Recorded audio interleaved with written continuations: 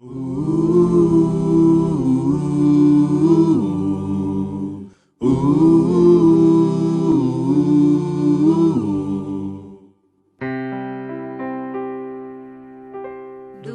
teu falar, ó Salvador, jamais vou duvidar, é encorajador. Alimento Diário, série Deus nos chama para o seu reino e glória. Título do volume 1, O poder do Evangelho. Autores Esdras Mai e Pedro Dong. Título da semana 4, A obra de fé. Quarta-feira, ler com oração Hebreus capítulo 4, versículo 11, que diz: Esforcemo-nos, pois, por entrar naquele descanso, a fim de que ninguém caia, segundo o mesmo exemplo de desobediência. Crer e obedecer para permanecer conectado a Deus. No Jardim do Éden, enquanto estava conectado a Deus, ou seja, antes da queda, o homem era muito simples. Essa simplicidade traduzia-se em crer na palavra de Deus e a ela obedecer. Mas quando foi enganado pelo inimigo, o homem desobedeceu ao Senhor e se desconectou dele. A partir daí, a história da humanidade tornou-se uma história de incredulidade e desobediência a Deus. A Epístola aos Hebreus nos mostra isso. Contra quem jurou que não entrariam no seu descanso, senão contra os que foram desobedientes. Vemos, pois, que não puderam entrar por causa da incredulidade. Hebreus capítulo 3, versículos 18 e 19. Esse trecho diz respeito à geração dos filhos de Israel que caiu no deserto. Essa geração não entrou no descanso, na boa terra de Canaã, por causa da sua desobediência e incredulidade. A partir da queda, o homem desconectado de Deus perdeu a simplicidade para com ele e passou a não crer e não obedecer à sua palavra. Por isso essa geração caiu no deserto. Eles só se queixavam e murmuravam contra Deus. Em nossa vida devemos fazer o contrário do que fez o povo de Israel. Hebreus diz no capítulo 4, versículo 3, parte A: Nós, porém, que cremos, entramos no descanso. Quando cremos e obedecemos, permanecemos conectados a Deus e encabeçados por Cristo. Em Salmos 23:1 lemos: O Senhor é o meu pastor, nada me faltará. Esse é o verdadeiro descanso. Se você for uma ovelha desconectada, desgarrada, nunca terá descanso. Mas se tem um pastor que cuida de você e que o governa, você terá descanso. Assim que o ser humano decidiu viver por conta própria, desconectando-se de Deus, sua vida se tornou uma grande tragédia.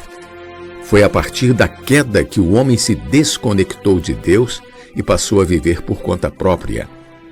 Sua conexão deveria ser com a árvore da vida, que representava o próprio Deus.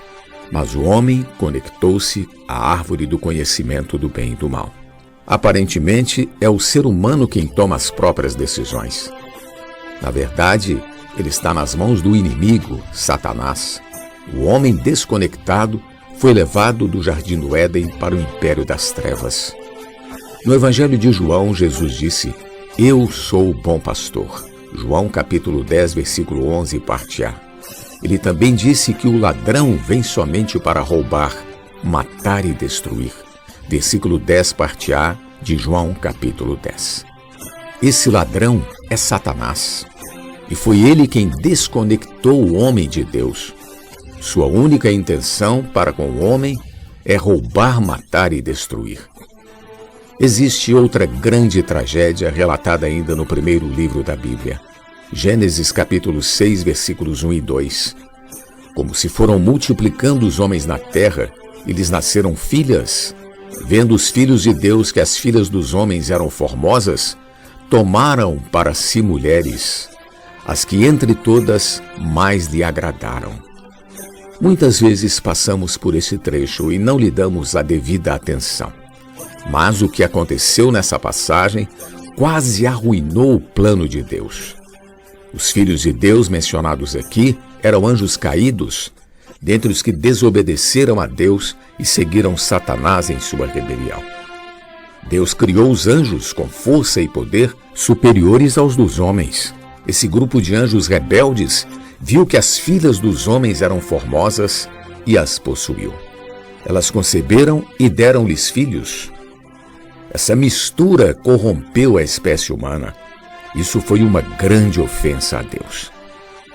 Em sua epístola, Judas diz: os anjos, os que não guardaram o seu estado original, mas abandonaram o seu próprio domicílio, ele tem guardado sob trevas, em algemas eternas, para o juízo do grande dia. Versículo 6. Esse estado original refere-se ao estado de força e poder com que os anjos foram criados. Eles deixaram esse estado e se relacionaram com aquelas mulheres. Esse versículo também afirma que eles abandonaram seu próprio domicílio. O domicílio dos anjos não é a terra, mas no céu. Isso ofendeu tremendamente a Deus, que os prendeu sob trevas em algemas eternas para o juízo do grande dia. Posteriormente, eles serão lançados para dentro do lago de fogo. Essa confusão arquitetada pelos anjos rebeldes foi algo muito sério e visava tornar a raça humana impura e imprestável para o propósito de Deus. Dessa mistura surgiram gigantes, meio anjos, meio homens, conforme descrito nesse versículo. Naquele tempo havia gigantes na terra. E também depois, quando os filhos de Deus possuíram as filhas dos homens, as quais lhes deram filhos. Estes foram valentes, varões de renome na antiguidade. Gênesis 6, versículo 4. A palavra gigantes em hebraico é nefilis, que significa caídos, depravados. Esses seres eram uma deformidade da natureza. Eles tinham estatura avantajada, eram fortes, e isso causou desequilíbrio de forças entre os homens. Desde então começaram muitas maldades e violência na terra. Se tal situação perdurasse muito tempo, essa mistura de raças se espalharia e o homem criado por Deus entraria em extinção. Por isso o Senhor resolveu enviar o dilúvio para limpar a terra e escolheu um homem para dar prosseguimento a seu plano. Pergunta de hoje: qual era a intenção desse grupo de anjos rebeldes em Gênesis 6? Jesus é o Senhor. Do teu falar, ó Salvador, jamais vou duvidar, é encorajador, fiel me faz andar, faz tua glória eu ver, o mal vem derrotar.